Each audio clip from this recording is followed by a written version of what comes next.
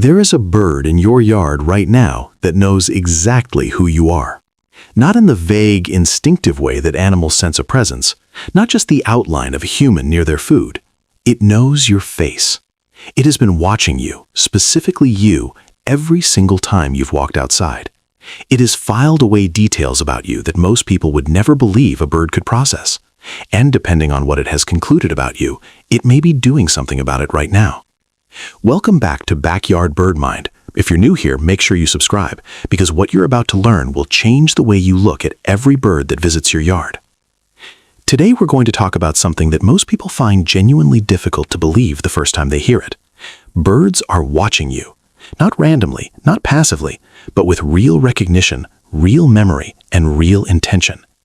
We're going to walk through 8 signs that the birds in your yard have been studying you, what they've decided, and what that means for the relationship quietly forming between you and the wildlife just outside your door. And we're going to end with something that I think a lot of you will find deeply moving, because it touches not just on what birds can remember, but on what they may be trying to say.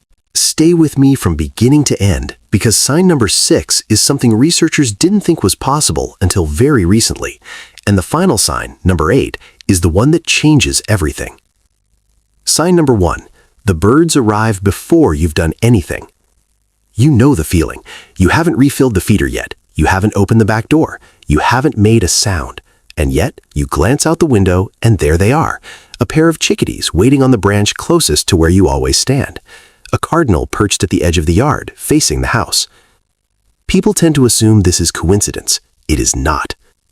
Research coming out of the University of Cambridge and supported by studies at Cornell's Lab of Ornithology has shown that many common backyard birds, particularly corvids like jays and crows, but also smaller species like chickadees, develop what scientists call anticipatory behavior towards specific humans.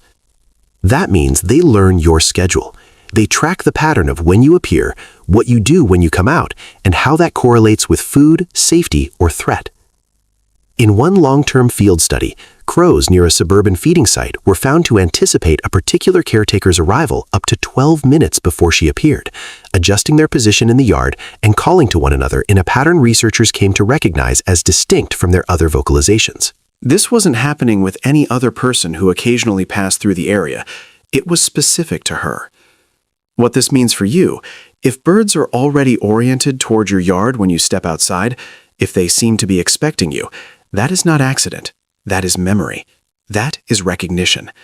They have placed you inside their daily model of how the world works, and your arrival has meaning to them. The warmth of that, if you let it land, is remarkable. Sign number 2. They respond differently to you than to strangers. Let's say someone else comes into your yard, a neighbor, a delivery person, a grandchild visiting for the first time. Watch what happens to the birds. In almost every case, they will pull back. They'll go quiet, the feeder will empty out, and then they'll wait, sometimes for several minutes after the stranger has left, before returning. When you go out, if you've been consistent and calm in your yard, the birds often stay. Some will keep eating. Some will move to a slightly farther branch, but won't flush. The response is categorically different. This is not about smell or sound, though both may play a role. This is primarily visual, and the science behind it is more rigorous than most people realize. A landmark study published in the Proceedings of the National Academy of Sciences used researchers wearing masks to test whether American crows could distinguish between a face they'd learned to associate with threat versus a neutral face. Not only could they identify the dangerous face consistently, even when the people wearing it changed their clothing, their gait, their hats, but crows who had never personally been exposed to the threatening researcher began avoiding it too. They had learned from other crows. The memory of a specific human face had spread through a local crow population. For your backyard birds, you are a face in their database. The question is only what category you've been filed under. And the fact that they stay near you when others cause them to flee tells you everything you need to know about what they've decided. Sign number 3, they make eye contact. This one is subtle. It's easy to miss, but once you start noticing it, you won't be able to stop. Watch a bird at your feeder sometime when you're standing still nearby. A chickadee, a nuthatch, a housefinch. At some point, it will stop what it's doing, turn its head, and look directly at you.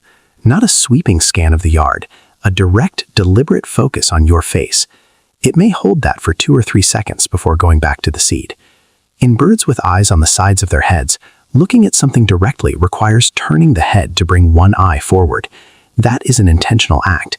It takes a moment of conscious attention in an animal that has predators and can never fully afford to stop scanning. When a bird chooses to give you that attention, and especially when it does it repeatedly, it is registering you specifically. Ornithologists have noted that birds who are highly familiar with a person often engage in what's called investigative orientation, positioning themselves to get a clear, monocular view of that individual, particularly when the person is doing something new or different. If you're wearing a new color, carrying something unfamiliar, or moving differently than usual, watch for this. They notice. There's something about being truly seen, even by a creature the size of your fist, that touches something deep. If a bird at your feet looks directly into your face, it is not random. It is checking on you. Sign number 4, they track you as you move around the yard. This one takes a little patience to observe, but it is unmistakable once you do. Go outside and walk a path through your yard. Go from the back door to the garden bed, then over to the feeder, then to the far corner. If the birds in your yard know you, really know you, many of them will reorient as you move. A cardinal that was facing east will turn to face you. A jay will shift its position on the branch to keep you in view without flying away. What you're witnessing is called subject tracking, and it's part of how birds monitor the individuals in their environment that matter to them. Predators are always tracked, obviously. But birds also track individuals they've classified as safe, because the behavior of a safe individual is still important information. If you suddenly start acting strange, moving erratically, reaching toward the feeder in an unexpected way, the bird wants to know immediately. The fascinating implication is this: you are on a mental watch list. Not a dangerous one, a meaningful one. You are a known quantity in the bird's model of its world, and that model updates every time you appear. In crows, this tracking behavior has been documented with remarkable precision. Individual crows have been observed maintaining awareness of up to 3 or 4 specific humans simultaneously within a complex urban environment, tracking their positions, their movements, and updating their predictions about what those humans were likely to do next. That level of social monitoring, applied to humans, requires genuine cognitive sophistication. But what comes next is something even most bird enthusiasts don't know. Sign number 5, they've told other birds about you. Stay with me here, because this one is going to feel remarkable. If a single bird in your yard has learned to recognize you and has classified you as safe or as generous with food, there is strong evidence to suggest that information has been shared with other birds, including birds who have never personally interacted with you. This was first rigorously documented in crows, where researchers observed something they began calling social learning of human identity. Young crows, juveniles who had never encountered a specific person, began displaying the same avoidance behavior toward that person as adults who had, because they had watched the adults' reactions. The identification had been culturally transmitted. But the sharing happens in other ways too. The alarm calls of small songbirds are deeply specific. Chickadees, for example, produce calls that embed information about the type of predator, its size, and its behavioral urgency in the structure of the call itself. Other species, nuthatches, titmice, vireos, eavesdrop on those calls and adjust their behavior accordingly.